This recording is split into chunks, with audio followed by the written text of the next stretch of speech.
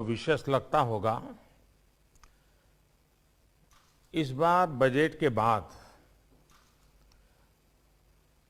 हमने तय किया कि बजट में जो चीजें तय की गई है उन्हीं चीजों को लेकर के अलग अलग सेक्टर जिनका इस बजट की प्रावधानों से सीधा संबंध आता है, उनसे विस्तार से बात करें और 1 अप्रैल से जब नया बजट लागू हो तो उसी दिन से सारी योजनाएं भी लागू हों, सारी योजनाएं आगे बढ़े और फरवरी और मार्च इसका भरपूर उपयोग इस तैयारी के लिए किया जाए।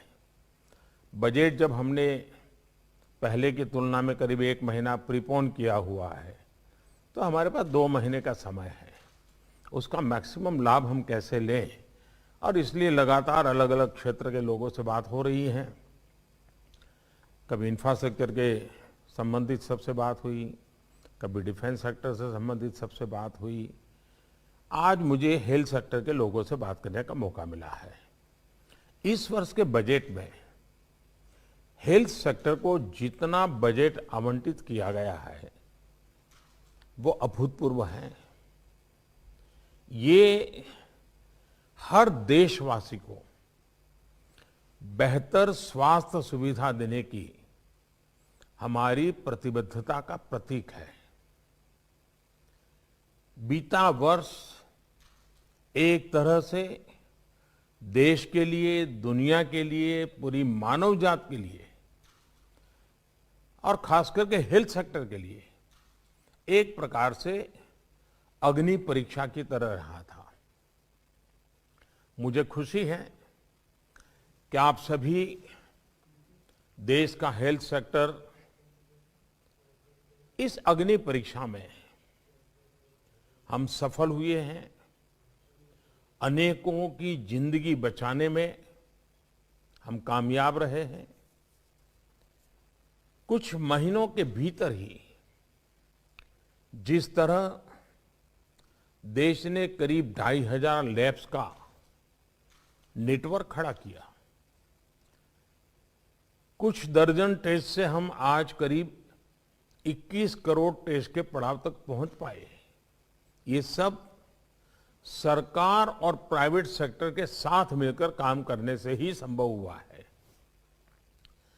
साथियों, कोरोना ने हमें ये सबक दिया है कि हमें सिर्फ आज ही महामारी से नहीं लड़ना है, बल्कि भविष्य में आने वाली ऐसी किसी भी स्थिति के लिए भी देश को तैयार करना है। इसलिए हेल्थ सेक्टर से जुड़े हर क्षेत्र को मजबूत करना भी उतना ही आवश्यक है।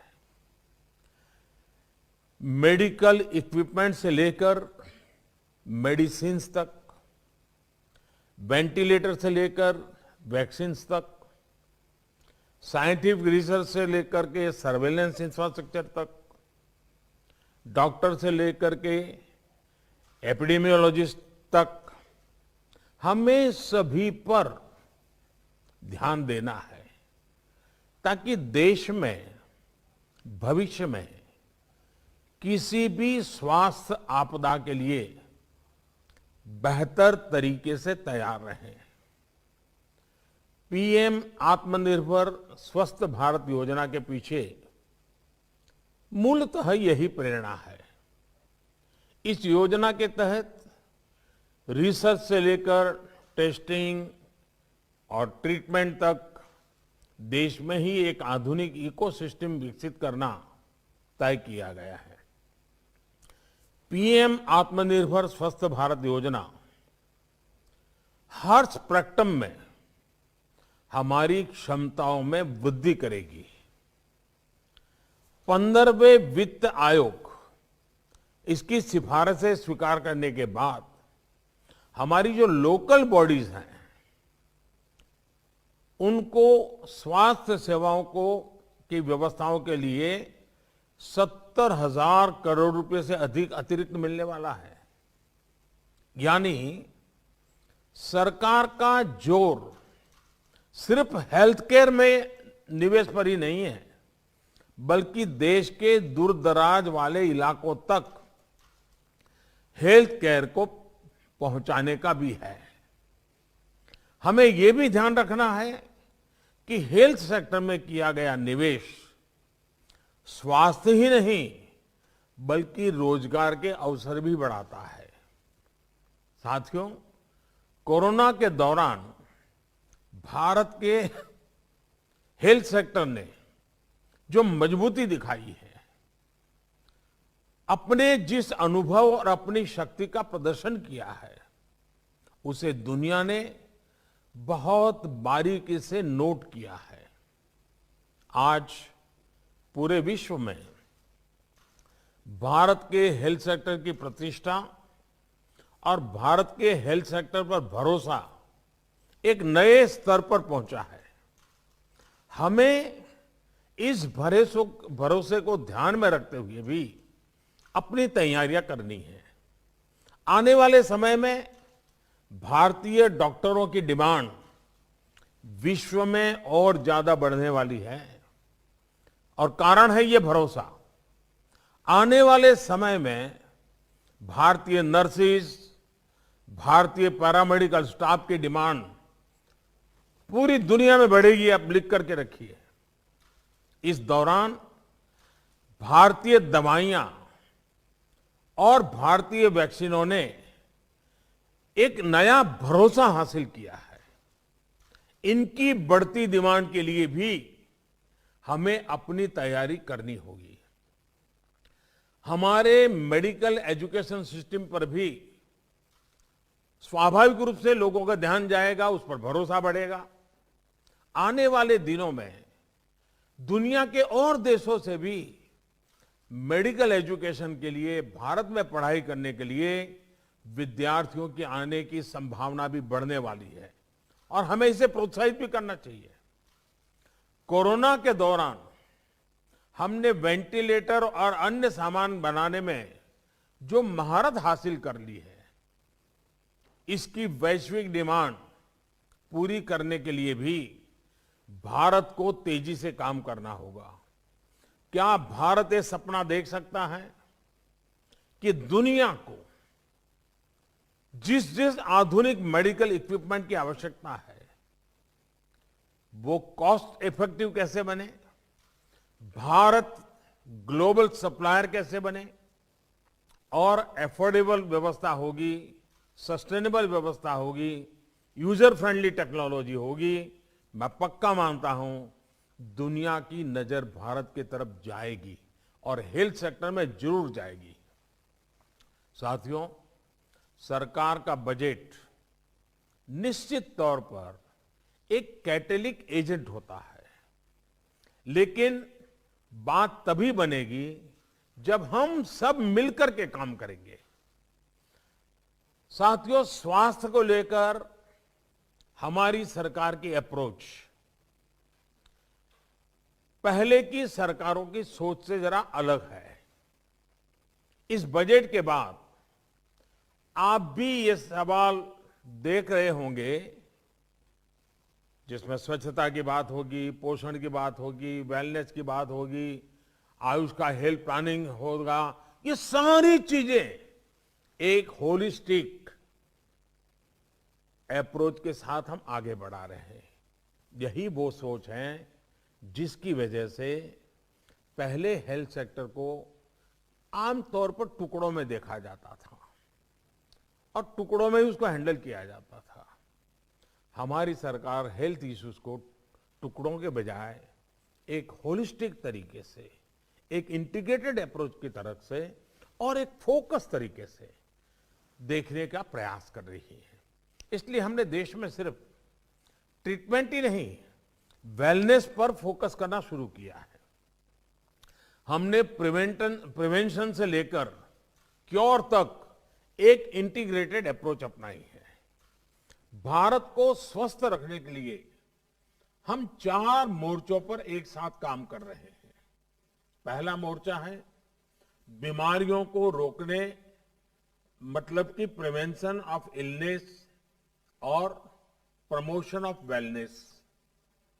स्वच्छ भारत अभियान हो योग पर फोकस हो, पोषण से लेकर गर्भवती महिलाओं और बच्चों को समय पर सही केयर और ट्रीटमेंट हो, शुद्ध पीने का पानी पहुंचाने का प्रयास हो, ऐसे हर उपाय इसका हिस्सा है। दूसरा मोर्चा गरीब से गरीब को सस्ता और प्रभावी इलाज देने का है। आयुष्मान भारत योजना और प्रधानमंत्री जन औषधि केंद्र जैसी योजनाएं यही काम कर रही हैं। तीसरा मोर्चा है हेल्थ इंफ्रास्ट्रक्चर और हेल्थ केयर प्रोफेशनल्स की क्वांटिटी और क्वालिटी में बढ़ोतरी करना। बीते 6 साल से एम्स और इस स्तर के दूसरे संस्थानों का विस्तार देश के दूर सुदूर के राज्यों तक किया जा रहा है। देश में ज्यादा से ज्यादा मेडिकल कॉलेज बनाने के पीछे भी यही सोच है। चौथा मोर्चा है समस्याओं से पार पाने के लिए मिशन मोड पर, फोकस तौर पर और समय सीमा में हमें काम करना। मिशन इंद्रधनुष का विस्तार देश के आदिवासी और दूर दराज के इलाकों तक किया गया है। देश से टीबी का खिलाफ जंग और टीबी को खत्म करने के लिए दुनिया ने 2030 का टारगेट रखा है। भारत ने 2025 तक का लक्ष्य रखा है।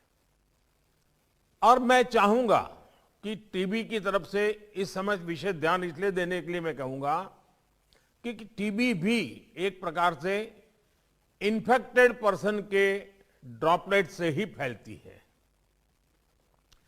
टीबी की रोकथाम में भी मास्क पहनना, अर्ली डायग्नोसिस और ट्रीटमेंट, ये सारी बातें अहम है।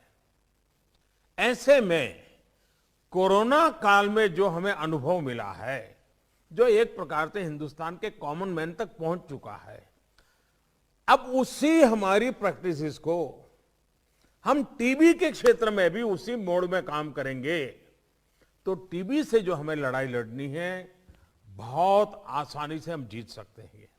और इसलिए कोरोना का एक्सपीरियंस, कोरोना के कारण जन सामान्य में जो जागृति आई है, वो बीमारी से बचने में भारत के सामान्य नागरिक ने जो योगदान दिया है, उन सारी चीजों को देख करके लगता है कि इसी मॉडल को आवश्यक के सुधार के साथ, एडिशन ऑल्टरनेशन के साथ अगर हम टीबी पर भी लागू करेंगे तो 2025 का टीबी मुक्त भारत का सपना हम पूरा कर सकते हैं। इसी तरह आपको याद होगा हमारे यहाँ खास करके उत्तर प्रदेश में गोरखपुर वगैरह जो क्षेत्र है, जिसे पूर्वांचल भी कहते हैं, उस पूर्वांचल में दिमागी बुखार से हर वर्ष हजारों की तादाद में बच्चों की दुखद मृत्यु हो जाती थी। भारत के संसद में भी उसकी चर्चा होती थी। एक बार तो इस विषय पर चर्चा करते हुए हमारे वर्तमान उत्तर प्रदेश के मुख्यमंत्री योगी जी बहुत रो पड़े थे उन बच्चों की मरने की स्थिति देख करके। लेकिन जब से वो वहां मुख्यमंत्री बने, उन्होंने एक प्रकार से फोकस एक्टिविटी की, पूरी तरह जोर लगाया। आज हमें बहुत आशास्पद परिणाम मिल रहे हैं। हमने दिमागी बुखार को फैलने से रोकने पर जोर दिया, इलाज की सुविधाएं बढ़ाई, तो इसका अब असर भी देख रहा है। साथियों, कोरोना काल में आयुष से जुड़े हमारे नेटवर्क ने भी बेहतरीन काम किया है। ना सिर्फ ह्यूमन रिसर्च को लेकर बल्कि इम्यूनिटी और साइंटिफिक रिसर्च को लेकर भी हमारा आयुष का इंफ्रास्ट्रक्चर देश के बहुत काम आया है। भारत की दवाओं और भारत की वैक्सीन के साथ साथ हमारे मसालों, हमारे काढ़े का भी कितना बड़ा योगदान है, ये दुनिया आज अनुभव कर रही है। हमारी ट्रेडिशनल मेडिसिन ने भी विश्व मन पे अपनी एक जगह बनाई है। जो ट्रेडिशनल मेडिसिन से जुड़े हुए लोग हैं, जो उसके उत्पादन के साथ जुड़े हुए लोग हैं, जो आयुर्वेदिक परंपराओं से परिचित लोग हैं, हमारा फोकस भी ग्लोबल रहना चाहिए। विश्व जिस प्रकार से योग को आसानी से स्वीकार कर रहा है, वैसे ही विश्व होलिस्टिक हेल्थ केयर की तरफ गया है। साइड इफेक्ट से मुक्त हेल्थ केयर विश्व का ध्यान गया है। उसमें भारत की ट्रेडिशनल मेडिसिन बहुत काम आ सकती है। भारत की जो ट्रेडिशनल मेडिसिन है वो मुख्यतः हर्बल बेस है और उसके कारण विश्व में उसका आकर्षण बहुत तेजी से बढ़ सकता है। हार्म के संबंध में लोग निश्चिंत होते हैं, इससे कोई हार्मफुल नहीं है। क्या हम उसको भी जोड़ लगा सकते हैं? हमारे हेल्थ के बजट को और इस क्षेत्र में काम करने वाले लोग मिलकर के कुछ कर सकते हैं। कोरोना के दौरान हमारी परंपरागत औषधियों की ताकत देखने के बाद हमारे लिए खुशी का विषय है। और आयुर्वेद में, ट्रेडिशनल मेडिसिन में विश्वास करने वाले भी सही, और उसमें उससे अलग हमारे मेडिकल प्रोफेशन जुड़े हुए लोगों के लिए गर्व की बात है कि विश्व स्वास्थ्य सेंटर WHO भारत में अपना global centre of traditional medicine भी शुरू करने जा रहा है। ऑलरेडी उन्होंने अनाउंसमेंट कर दिया है। भारत सरकार उसकी प्रक्रिया भी कर रही है। ये जो मान सम्मान मिला है, इसको हमें दुनिया तक पहुंचाना हमारा दायित्व बनता है। साथियों, एक्सेसिबिलिटी और एफोर्डेबिलिटी को अब नेक्स्ट लेवल पर ले जाने का समय है और इसलिए अब हेल्थ सेक्टर में आधुनिक टेक्नोलॉजी का उपयोग बढ़ाया जा रहा है। डिजिटल हेल्थ मिशन देश के सामान्य नागरिकों को समय पर सुविधा के अनुसार प्रभावी इलाज देने में बहुत मदद करेगा।